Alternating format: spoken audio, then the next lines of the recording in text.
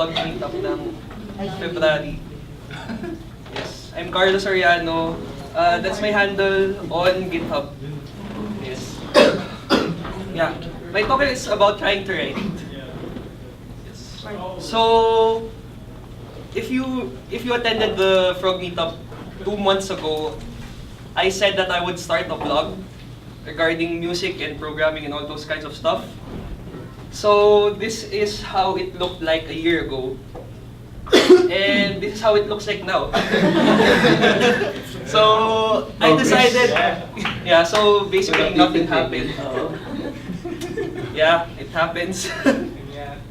So what I've noticed is that what I've written didn't make sense the next time I read it. So I didn't feel that what I have written before was worthy of being published, since I myself, after reading it a day after, I couldn't understand myself. So I think that also applies to the code that we write now. If you look at what, sorry.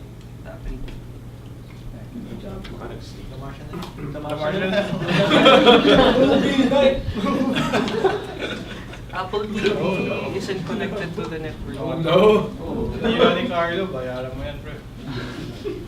Kala rin deducted. What happened? Kasi ko. The network? The network? Yeah.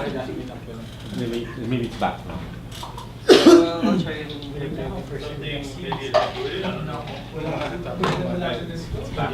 Okay. Sorry.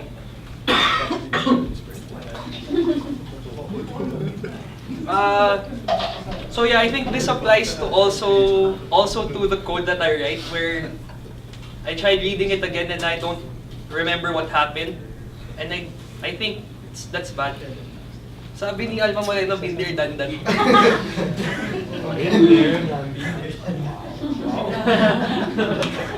So I needed to write better, and I asked my friend, "How do you write so great?"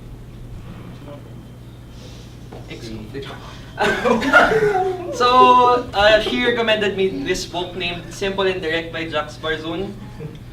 This is a book that their professor in this creative writing class gave to her, and I started reading it, and yeah, it's a very great book. If you like to know writing, and it really deconstructs from your use of words to how you pair words together, it's a great read. Just in case any of you would like to learn how to write.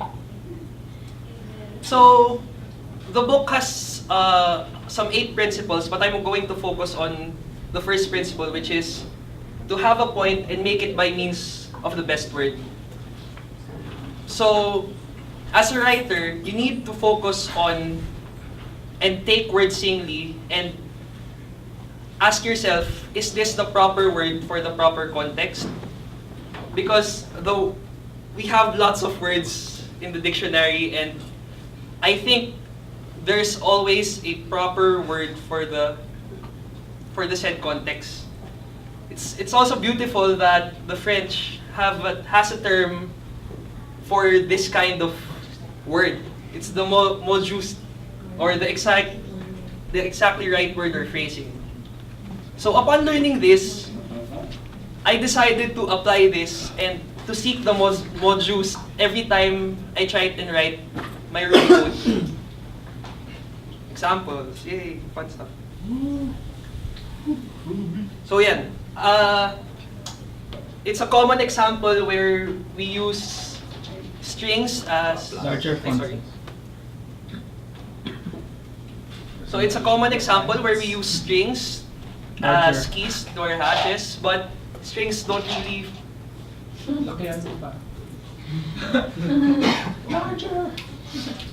But strings don't really do its purpose here. It's better if we use symbols instead, because symbols represent something. So the mot juste for hash keys is the symbols, unless you would like to do some string processing on the keys of the hash.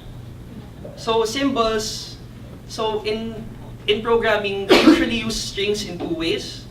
It's one, to get the raw data, the string, and manipulate it and the second is to represent something. But I think in Ruby, since we're afforded symbols, we should use symbols instead in order to represent something. In that context, symbols are the perfect use. You're using symbols perfectly.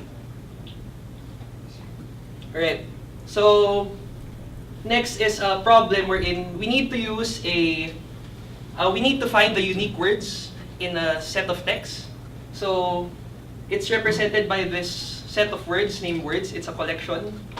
So you could do it two ways. It's either create a blank hash word is there, then iterate through the collection of words, then assign true. But I think it doesn't really fit the spec because we are using a hash but we only care about the keys. Also, from an array point, we could do this and push a unique word every time we encounter it, unless it includes the word. But at the onset, arrays already accept duplicate values, and we don't need duplicate values. So the most used instead is to use Ruby set class, which allows you to, which gives you that kind of, Right. So next example is using an inject to convert this into hash. So look like this.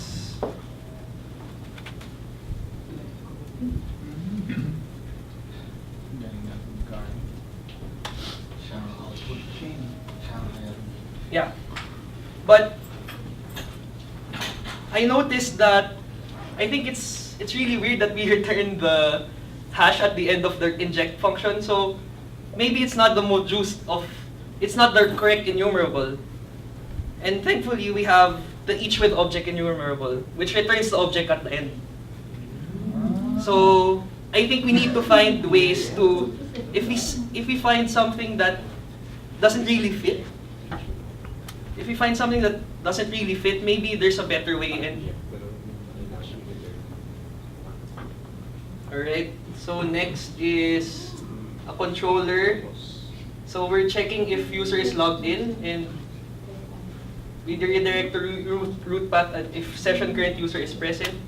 I also like to apply this concept into naming things. Like, I guess this works, but it isn't really the modules of, it doesn't really say something to me.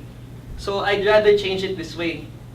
I'd create a logged in method to encapsulate that logic in order for me to convey what I mean and less load on the user. And also, you notice I changed before filter to before action, because before filter to me doesn't really make sense.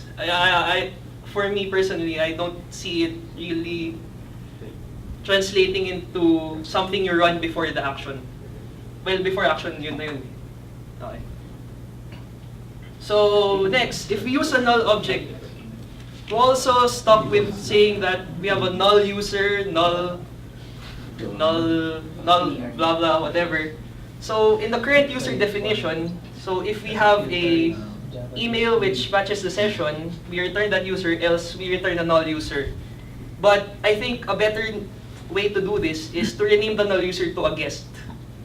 You should also name your objects to what yung intention sila. Null user doesn't really speak to me that much. I just know that there's a null user, but the user doesn't exist, or is there a user? Is there a guest user? So yeah. This is common, like we post, then we tweet the post's body, and what I like to do is take this concept and explicitly name it by like making a Twitter client or creating, I'd rather make the Twitter client tweet, because at this point you don't really see what you're trying to convey. So the concept is yung mod juiced dapat, if you read it, yun yung appropriate na word para dun sa, dun sa action. And I think, maganda siyang practice din. And it also takes a bit of, you need to criticize yourself, always reading your code, like, is this the right term for this? Because all of the great writers were self-critics, and they knew how to juggle connotations, they knew how to remove second meanings to what they were saying, they knew how to juggle words correctly to describe and put out what they mean exactly. So, yun yung goal din natin as we write in the Ruby programming language. It's a language also, so I think we should also try and exercise that. Alright, going back to my talk. So these are just some examples of trying to find the correct name for the correct situation. So some things to think about. Is nil the most juiced?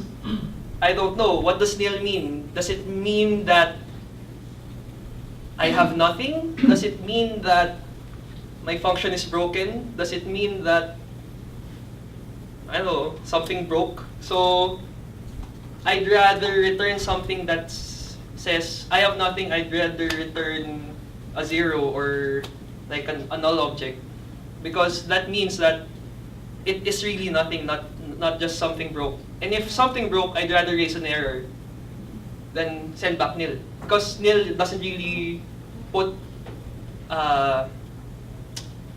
meaning. It's very ambiguous and unfriendly to us developers.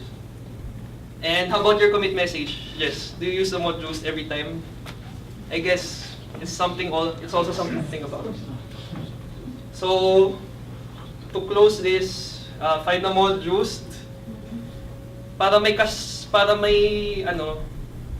you have the right to complain when faced with bad code. Kasi wala kang karapatan mag-complain kung pangit yung code mo eh. Yun lang naman yun.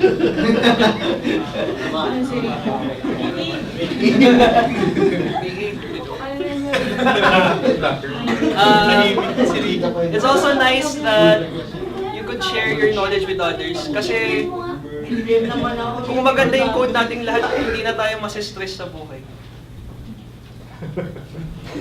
Thank you guys. And I promise to answer questions.